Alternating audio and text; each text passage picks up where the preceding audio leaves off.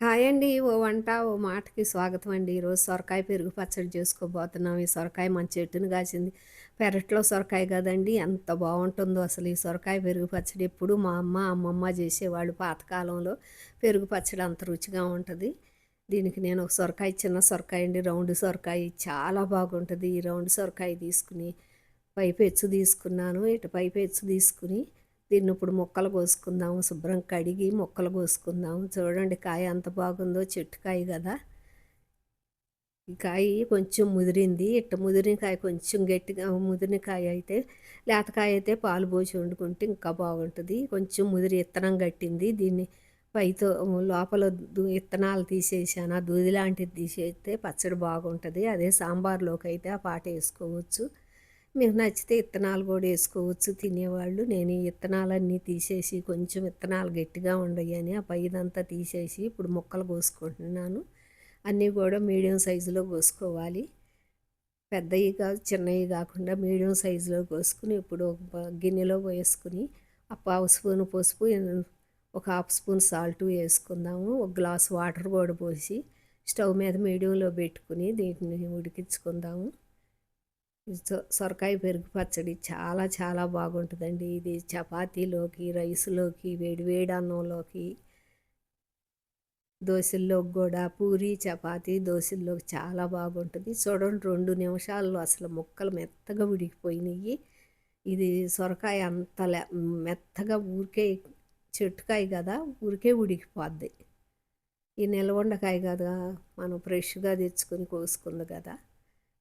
ముక్కలు 2 నిమిషాలు ఉడికిపోయినాక జాలి గిన్నెలో పోసుకున్నాము. జాలి గిన్నెలో పోసి ఒక పక్క కింద వాటర్ గారిపోతున్నాయి. దీనిలో తగినంత చింతపండు పెట్టుకోవాలి. పెరుగు పచ్చడికి సరిపోను. ఆ వేడి వేడి ముక్కల్లో చింతపండు పెట్టుకుంటే మీకు కావాలంటే ఆమ్చూరు పౌడర్ అయినా వేసుకోవచ్చు. సొరకాయ పెరుగు పచ్చడికి ఎప్పుడైనా పచ్చిమిర్చి చేర్చకూడదు. ఇట్ట పచ్చి వేసుకుంటే పెరుగు పచ్చడి చాలా రుచిగా ఉంటుంది. ఈ వేడి ముక్కల్లో పెట్టాం కదా, చింతపండు అయితే ఊరికే ఒక్క నిమిషంలో మగ్గిపోయింది అసలు.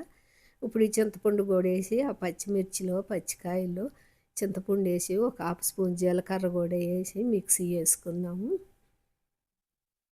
దీనికి కల్లుప్పు ఒక స్పూన్ వేసుకున్నా, ముక్కల్లో ఒక హాఫ్ స్పూన్ వేసుకున్నా కదా.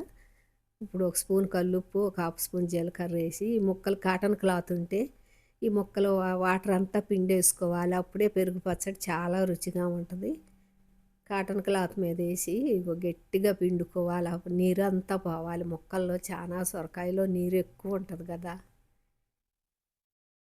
అట్లా పిండేసుకోవాలి. శుభ్రం గట్టిగా పిండుకుని ఒక గిన్నెలో తీసుకోవాలి. చూడండి అసలు నీరేమన్నా ఉందేమో, శుభ్రంగా పోయింది. ఈ వీడియో నచ్చితే ఒక లైక్ కొట్టండి, సబ్స్క్రైబ్ చేసుకోండి. ఆ పచ్చిమిర్చి, చింతపండు అన్నీ నలిగిపోయినాయి కదా. ఇప్పుడు ఈ సొరకాయ ముక్కలు వేసి ఫ్రెష్గా పెట్టుకున్న పెరుగు వేసుకోవాలి. పుల్లటి పెరుగు వేసుకోకూడదు. ఇట్లా ఫ్రెష్ పెరుగేసుకుంటే మనకి సాయంకాలం దాకా కూడా మీకు పచ్చడి ఎక్కువ మిగిలిందనుకోండి ఫ్రిడ్జ్లో పెట్టుకోవచ్చు, రేపు వాడుకోవచ్చు. ఒక్కసారి అట్ట కదిలి చాను ఆపి అస్సలు తిప్పకూడదు. ఆన్ చేయటం, ఆఫ్ చేయటం, ఒకే ఒక తిప్పేసుకుని ఇప్పుడు స్టవ్ మీద పాను పెట్టి 4 స్పూన్ల ఆయిల్ వేసుకున్నాము. పోపు దినుసులు ఎక్కువ వేసుకోవాలి. పచ్చిపప్పు, మినపప్పు, ఆవాలు, జీలకర్ర, 5-6 ఎల్లుల్లి కచ్చాబచ్చాగా కొట్టేసాము. 4 ఎండుమిర్చి, కొంచెం కరివేపాకు కూడా వేసుకున్నాము. పోపు దినుసులు ఎక్కువ వేసుకుంటే పెరుగు పచ్చడితో చాలా బాగుంటుంది. దీనికి ఒక పావు స్పూన్ పసుపు కూడా వేసుకున్నాము. అసలు ఈ పెరుగు పచ్చడికి రుచి ఎక్కడ వచ్చిద్దంటే ఇంగ వేసుకోవాలండి కంపల్సరిగా. ఇంగ వేసుకుంటే మంచి రుచి వచ్చిద్ది. ఇంగవా కొత్తిమీరే ఈ పెరుగు పచ్చడికి మంచి రుచి.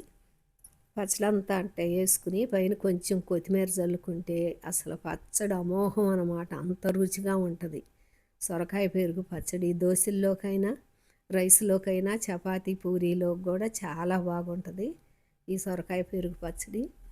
ఎప్పుడు పాతకాలంలో మా అమ్మ వాళ్ళు చేసేవాళ్ళు. ఇప్పుడు నేను కూడా అంతేనండి. సొరకాయ పెరుగు పచ్చడి రోజు ఒక ముద్ద ఎక్కువే తింటాము. అంత రుచిగా ఉంటుంది. చేసుకోవటం ఈజీ. మనం వేయించే పని కూడా లేదు. ముక్కలు ఉడకబెట్టి పచ్చిమిర్చి వేస్తే అంత బాగా ఉంటుంది. ఒక్కసారి ట్రై చేయండి. బాయ్ అండి.